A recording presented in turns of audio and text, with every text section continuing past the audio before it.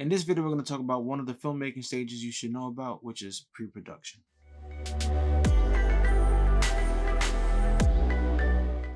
Welcome back to another video. My name is Luis Garcia and you're watching Wise Mind Films. In today's episode of First Time Filmmakers, we're going to go through the pre-production stage of filmmaking. What I'm going to try to do is actually correlate it to independent filmmaking and YouTube culture, as opposed to a big budget Hollywood feature kind of a pre-production process.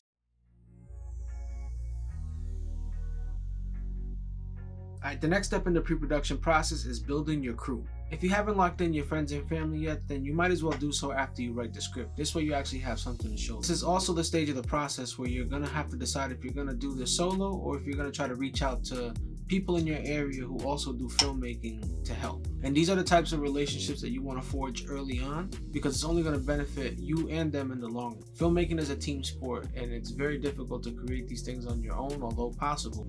If you get yourself a group of people who share a common interest, such as making content, making films, or just messing with cameras in general, then you guys can lean on each other. While you're doing a project and they're helping you out in certain areas, they're probably going to be working on their own things in the future, and you can help them on set with whatever projects they got going on. You build friendships, you build these relationships, and then eventually when somebody gets the budget and you have experience dealing with these people, you're going to probably call them up and say, hey, I got a budget for something, I want to actually pay you for this, and vice versa. Maybe they're going to think of you when it's time for them to actually create a project that they have a budget for. Not everybody wants to be in front of the camera, so maybe you have a friend or a family member who's willing to take BTS photos for you so that you can post on social media, or even take BTS video footage so that you can edit into a vlog later on. Maybe there's somebody who wants to be on set and manage the continuity, making sure that every time you say cut and action, that things are in place and that things are matching. There are people who have a good eye for these things, and if they don't want to be in front of the camera, then they can help you behind the camera.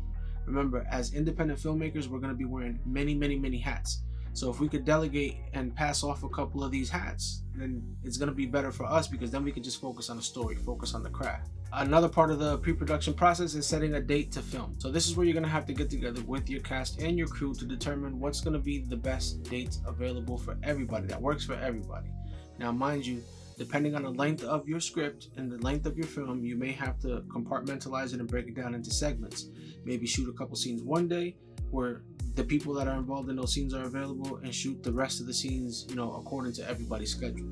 Remember, be respectful and be mindful that people have jobs, people have a family, people have a life, people have responsibilities that they need to take care of, and not everybody's going to be as passionate about this project as you are. Majority of the people who work traditional jobs, they may have Saturdays and Sundays off. So if you plan your shoots around the weekend or long weekends, maybe people might be willing to give up a few hours during the weekend of their times to help you out. The key thing, like I said, is just be respectful of people's time. So remember, like, comment, and subscribe. Hit the notification bell for more videos like this. And until next time, consume less and create more.